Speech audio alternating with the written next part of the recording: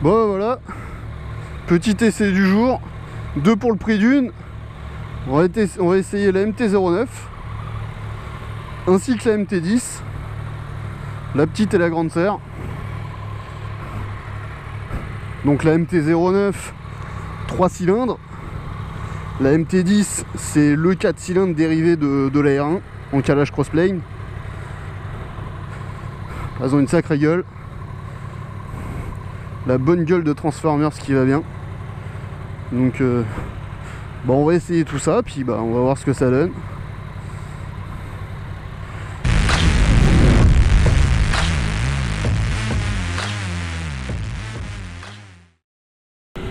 Allez, donc c'est parti.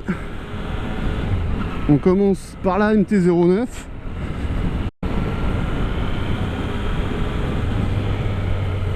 Bon, la première chose qui est évidente sur cette moto, c'est la position.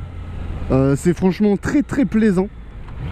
Vraiment, je pense que là on a vraiment une position de roadster. Moi j'adore. J'adore la position qu'on a sur cette moto. Alors l'embrayage, j'ai encore un peu du mal à m'y faire.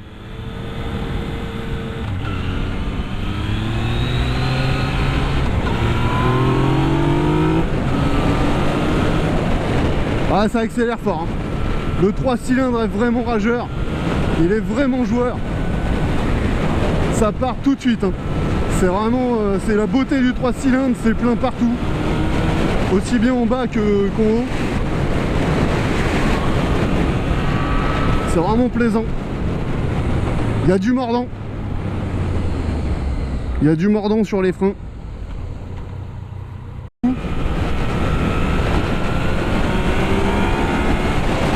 La sonorité qui se dégage passer un certain nombre de tours, c'est vraiment excellent. Ah, puis la position est vraiment intuitive, hein. C'est vraiment un pouce au crime. Vous avez qu'une envie, c'est de mettre les gaz en grand pour sentir l'avance cabrée. C'est vraiment elle est vraiment faite pour ça, cette moto.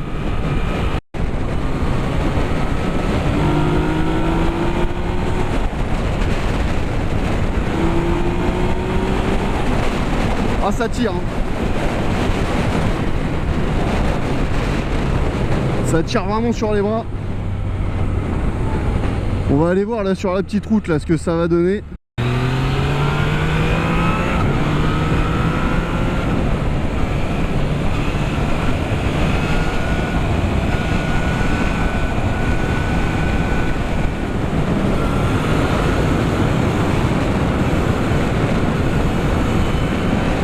C'est vraiment très stable.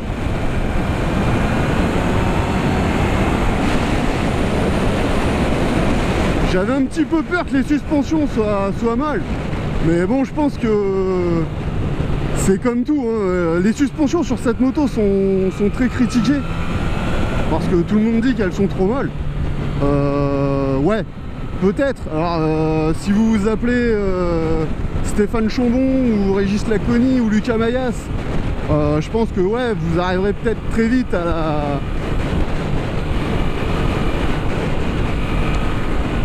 Vous arriverez peut-être très vite à la limite des suspensions. Bon, moi je m'appelle pas Lucas Mayas, donc je pense qu'avant d'arriver, avant de trouver la limite des suspattes, le shifter est vraiment très bien.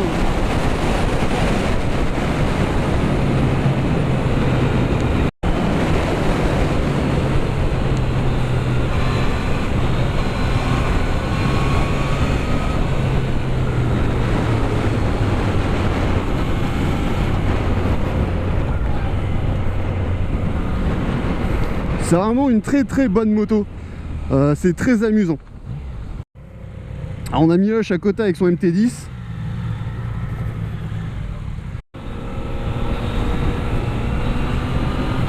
Le shifter est vraiment très plaisant, vous n'avez pas d'à-coups, c'est vraiment bien.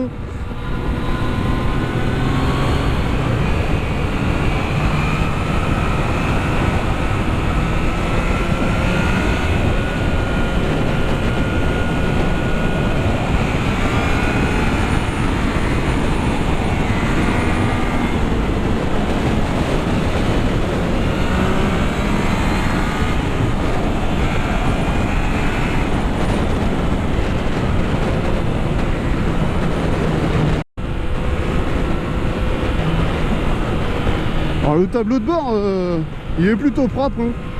Bon, c'est du classique, hein, c'est du numérique en classique, c'est pas du TFD couleur. Hein, mais bon, c'est très clair, vous avez l'indicateur de rapport engagé. C'est un plus.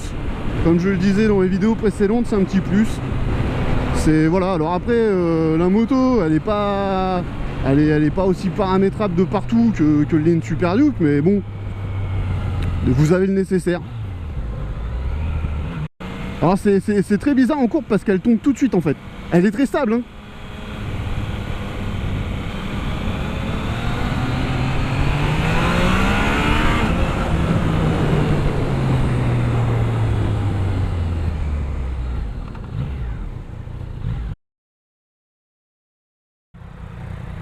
Franchement, sur route, inexploitable. Ah ouais, bah. Je sais pas après les modes en quoi elle était exactement. Elle est en normal, on la met pas en hard parce que c'est vraiment hard. Ouais, je pense. Tu roules jamais au-dessus de 4 vitesses. Ouais. 4ème, 5ème, mais c'est cool. Bon, je vais voir ça. Ouais, je pense que c'est la plus joueuse.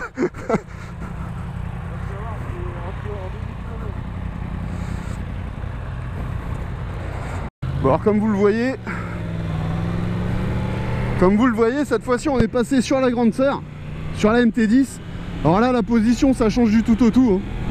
C'est pas du tout la même chose.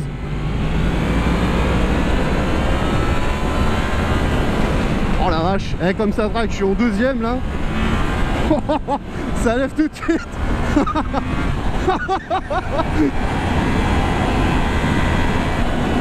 Ça lève tout de suite.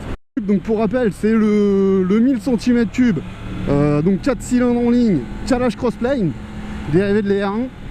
Donc le calage crossplane, pour ceux qui ne savent pas, en fait c'est un calage de Villebrequin notamment, si je dis pas d'annerie. Sinon vous me corrigerez dans les commentaires hein, pour les puristes Yamaha. Mais si je dis pas d'annerie, c'est un calage différent du Villebrequin notamment. Qui en fait il est calé comme un V4.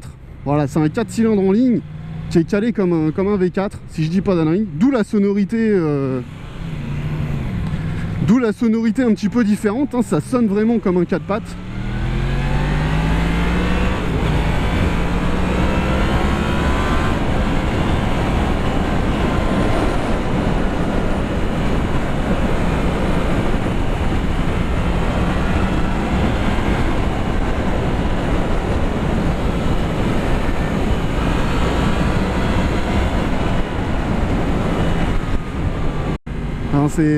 En gros là vous prenez la MT-09, vous lui mettez un cylindre de plus, vous la gavez de testostérone et vous avez une moitié d'MT10. C'est vraiment affolant.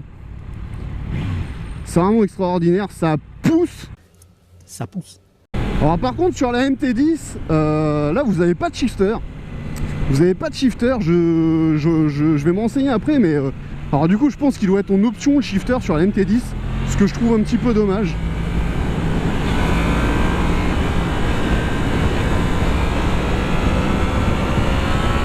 Alors là vous avez vraiment intérêt d'être doux sur la poignée de gaz. Là je peux vous dire que je pousse pas, hein. J'ouvre quoi? J'ouvre même pas la moitié là. Et à 380, vous n'êtes pas encore à la moitié de l'accélération. Donc qui veut dire, c'est quelque chose à ne pas mettre entre toutes les mains.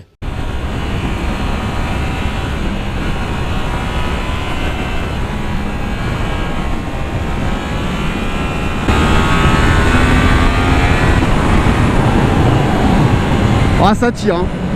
Ça tire sur les bras, c'est un truc de fou.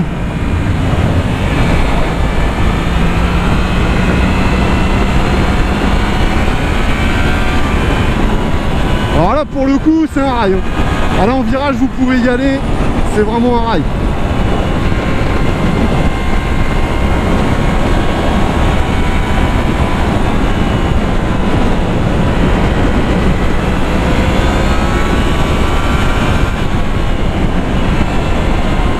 Par contre vous avez intérêt de faire très attention à la poignée de gaz, parce que là vous avez une réponse qui est autrement différente que la MT-09. Vous pouvez pas ouvrir en grand, c'est impossible. C'est impossible. C'est... Là vraiment vous sentez que ça part de suite, l'avant se déleste. Donc au virage, vous avez intérêt de faire très attention, vous avez intérêt d'être très linéaire sur la poignée de gaz.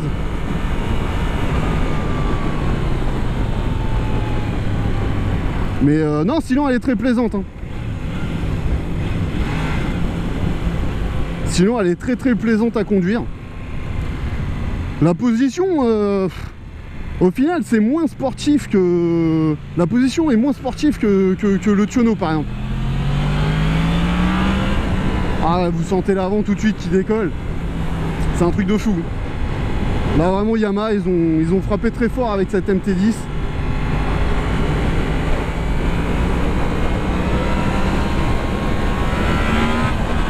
Ah, vous voyez comment ça se lève là?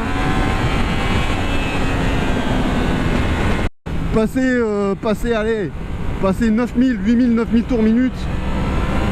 Vous voyez, passer 8-9000 vraiment, ça décolle tout de suite, hein. C'est une machine à wheeling.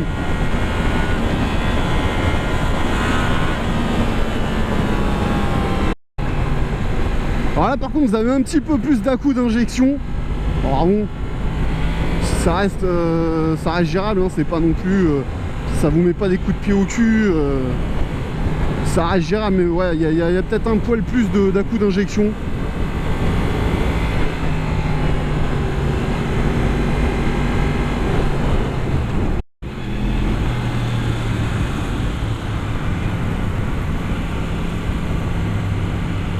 Voilà, Miloche qui essaye le MT9.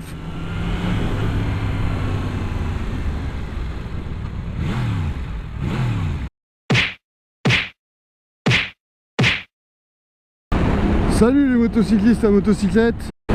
Bon, petite vidéo simplement pour revenir sur les essais de la MT-09 et de la MT-010 pour vous donner un petit peu mes impressions un peu plus à froid, hein, vous avez eu mes impressions à chaud en live dessus. Il est beau ton pot de yaourt. Sympa ça, dis donc. Une Fiat 500, oh une Abarth, oh la vache. Les gars, ça rigole pas. Donc en commençant par la MT-09. La MT-09, j'ai été très agréablement surpris parce que bon, pour moi c'est pas que j'avais des a priori sur cette moto, c'est que bon voilà, je me disais oui, c'est une moto qui est sans doute très fun, qui fait sans doute plein de wheeling, hein, on l'a vu un peu partout dans plein de vidéos, ça fait des wheelings, bon c'est sympa, mais qu'est-ce qu'elle sait faire d'autre cette moto quoi, hein, c'est pas bon, voilà. Donc j'avais de gros a priori, surtout qu'il y avait eu des grosses critiques sur la MT-09, hein, notamment sur son châssis. Donc bon voilà, je m'attendais pas à grand chose avec la MT-09, hormis son moteur, parce que bon, les 3 cylindres en règle générale, on n'est jamais déçu d'un 3 cylindres. Donc, et effectivement le moteur est plutôt cool. Le moteur est plutôt cool, il est très fun. Vous n'avez pas de creux. Vous n'avez pas de creux, même dans les bas régimes, vous n'avez pas de creux, ça tire. Après c'est vrai que le coup de tuer arrive vraiment à 8-9 000. Côté châssis, c'est là où j'ai été vraiment agréablement surpris parce que comme on le disait dans la vidéo, sur la version 2017 ils ont revu leur suspension et c'est vraiment bien, ils ont fait du bon boulot parce que bah, ça flotte pas quoi. Vous n'avez pas l'avant de la moto qui flotte dans les virages, l'arrière qui rebondit, voilà, la moto fait vraiment preuve d'une belle stabilité.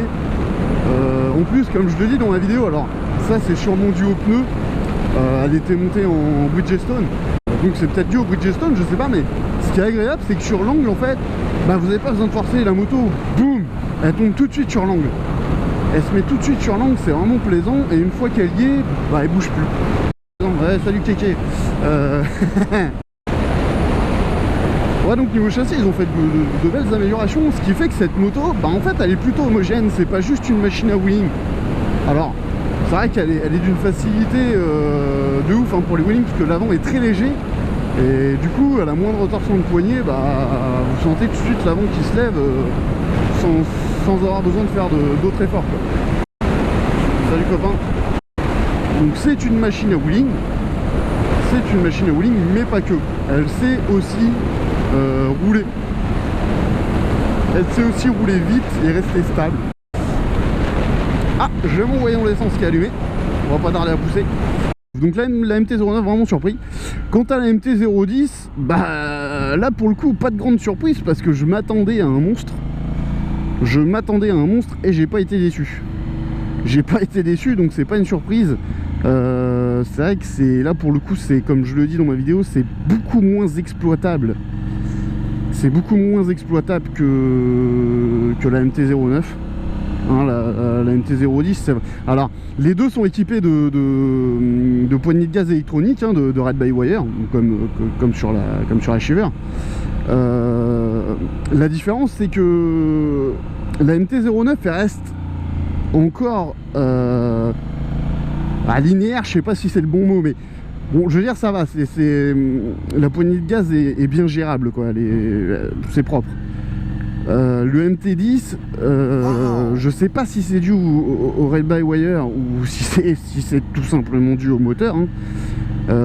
Mais vous n'avez pas intérêt de jouer trop avec parce que à la moindre petite secousse, le moindre petit coup de poignet, tout de suite ça part, quoi. Mais ouais, le MT10 est monstrueux. Le MT10 est monstrueux. Ce que je reproche au MT10, il n'y a pas grand chose à reprocher au MT10, hein. Le châssis, là pour le coup, vous avez rien à y reprocher, hein. Comme je le dis, c'est un rail la moto, vraiment, vous l'inscrivez dans les virages facilement, elle ne bouge pas, elle est vraiment très saine. Hormis le ride-by-wire auquel il faut faire attention dans les virages, hein. Si vous voulez pas, bon après, elle est bardée d'électronique, hein, traction control, anti-wheeling, tout ce que vous voulez, donc voilà, j'ai pas grand chose à lui reprocher, hein, que ce soit niveau châssis, niveau suspension, niveau moteur, elle est vraiment top.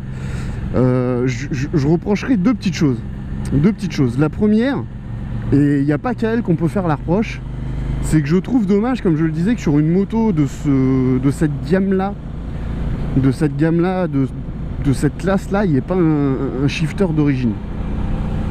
Il n'y a pas un shifter de série. Je trouve ça un petit peu dommage, même si, voilà, le shifter ça reste un gadget, hein, c'est pas, ça vous empêche pas de rouler, hein. Moi j'en ai pas sur la Shiver, ça m'empêche pas de rouler, voilà.